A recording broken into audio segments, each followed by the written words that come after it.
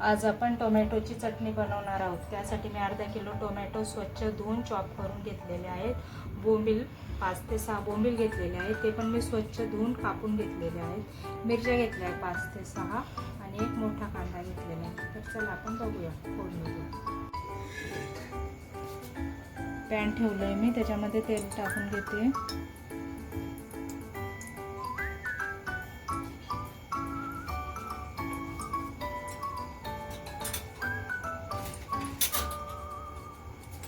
बोंबील स्वच्छ धुवून घेतलेले आहेत, ते बोंबील आधी आपल्याला फ्राय करून घ्यायचे।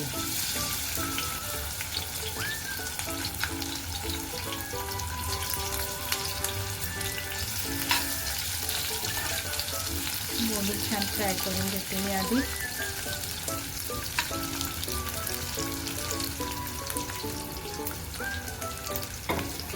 बोंबील बघा आता आपले छान क्रिस्पी झालेले आहेत। आता मी बोंबील काढून घेते।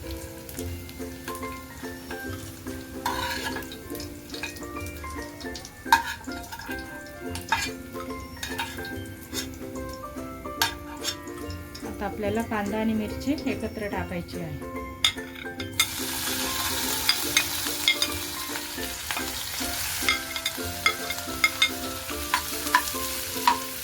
कांदा आणि मिरची पण आपल्याला छान होऊ द्यायची।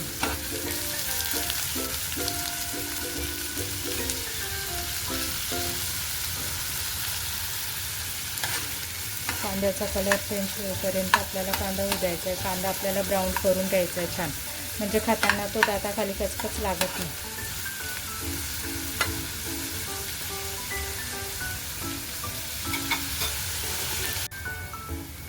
तर बघा आपला कांदा छान झालेला आहे। आता याच्यामध्ये मी बाकी जिन्नस टाकून घेते।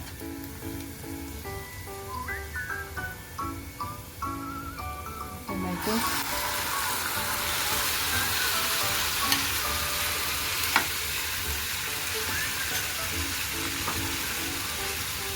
बोंबील पण टाकून घ्यायचे आताच।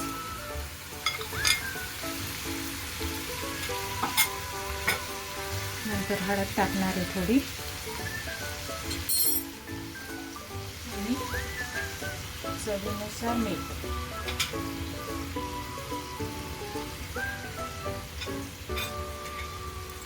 ते सगळं मिक्स करून घ्यायचंय।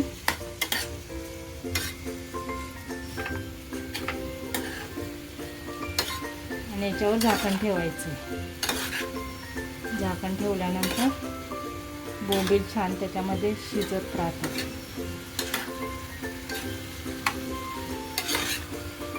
दहा ते 15 मिनिटांमध्ये आपली चटणी तयार होणार आहे। आता मी याच्यावर झाकण ठेवते आणि गॅस पण स्लो ठेवायचा आहे आपल्याला, बोंबील ते शिजले पाहिजेत। आता हे झाकण ठेवून देते मी, आपण 10 मिनिटांनी बघू। तर बघू आता आपली चटणी झाली। बघा तर आपली चटणी अशी झालेली आहे छान। वरतून कोथिंबीर टाकली मी थोडी, टेस्ट छान येते। आणि ही थोडी अशी पातळच ठेवायची, म्हणजे आपण भातासोबत चपाती किंवा भाकर ज्वारीची त्याच्यासोबत छान लागते खायला। चला आपण प्लेटिंग करू आणि मग बघू। प्लेटिंग करते।